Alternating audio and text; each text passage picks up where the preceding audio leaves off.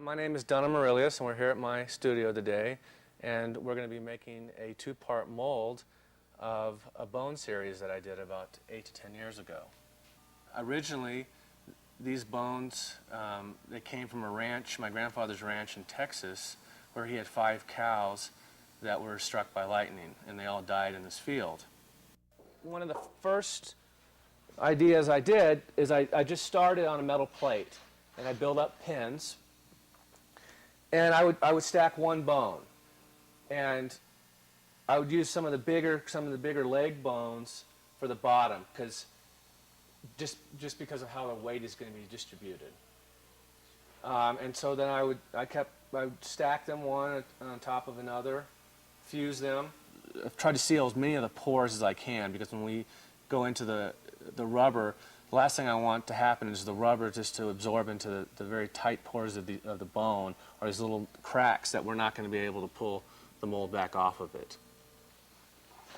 And we're going to start filling with clay.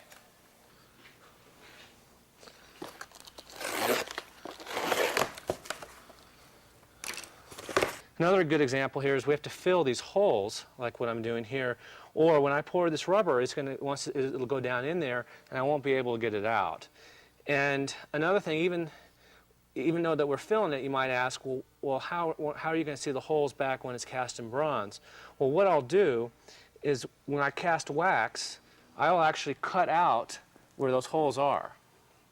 I'm actually taking a urethane rubber by a company called Industrial Polymers, who I found they have wonderful products, and they're very affordable. And I'm going to use part B first, and I'm going to mix a whole quart at a time.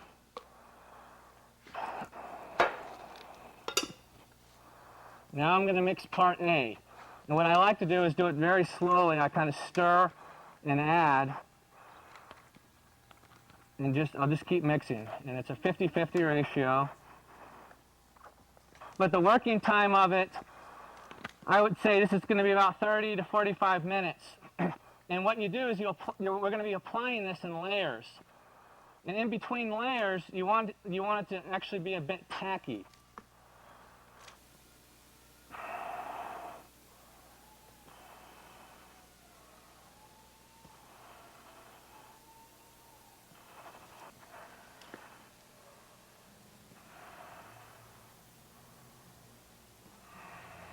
I've applied several gallons of rubber here, and we've finished the first face of this two-part mold.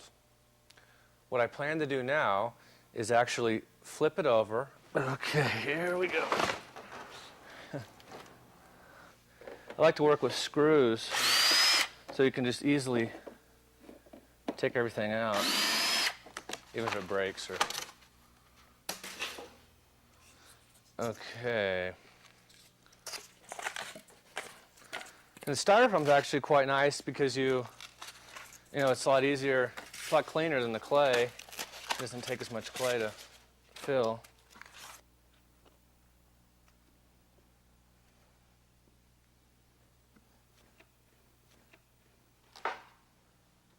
What I'm going to do now, though, is actually spray mold release, so it'll actually allow the urethane rubber to release from this other part of the mold, and also from the bone.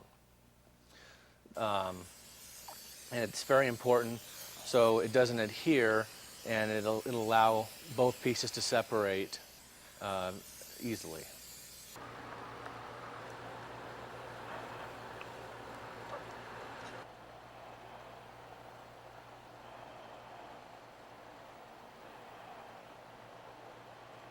What we're going to do today is I'm going to be mixing up a urethane plastic and to make a mother mold.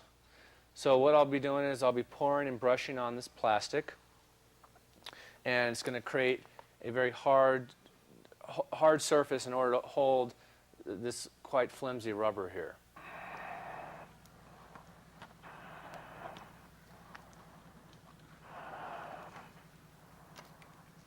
Today is the moment of truth. We're going to be breaking open the mold.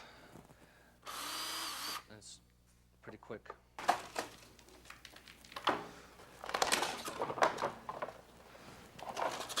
See what happened, that little porousness? Mm-hmm. Yeah. How it's stuck in there, but how nice that texture actually it is. Oh yeah, see, they're coming out a lot easier than I thought. All right.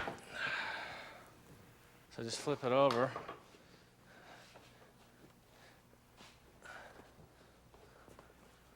See how all the registration marks? Yeah, they're fitting. Yeah, fit nicely right back down in there. Oh yeah, that came out well. In wax, there's actually a 1 to 10 ratio. So say in a pound of wax, if it was 1 pound, in bronze it'd weigh 10 pounds. Okay, I'm about to start pouring some wax into these molds.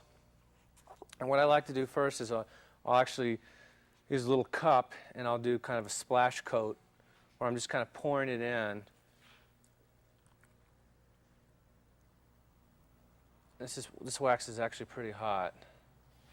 I can tell by how thin it is. And wax can also be very dangerous. I mean, there's been actually whole art studios and parts of colleges that have burned down because people leave wax pots on, or they take it too hot. You know, kids, crank it way up trying to melt that wax fast. And what happens is actually wax has a flash point. And when it flashes, it can be explosive.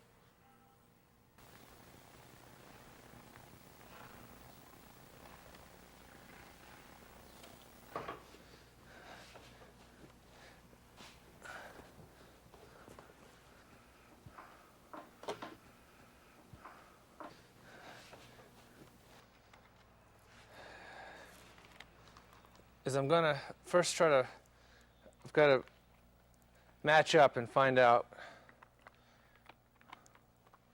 where exactly these all go, and it all fits together.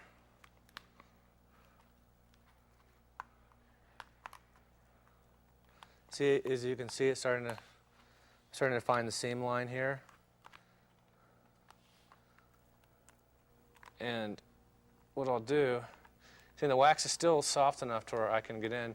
So I'll take a hot tool like this and you'll see how I slowly work that down. Say I have a hole here,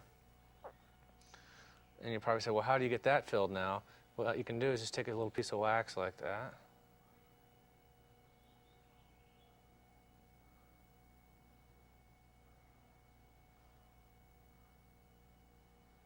What I'll use sometimes is a heat gun. And it'll start to sweat. I'll just kind of show you an example. And see how it's starting to sweat a little bit there? So then I can take and see how it's very malleable now. I'm able to kind of form that to how I need it. So what I'll do is I'll weigh this. And we know that weighs 1 pound, 3 ounces. So it's going to weigh 10 times that in bronze. So it'll weigh maybe 12 pounds, probably 11, 12 pounds.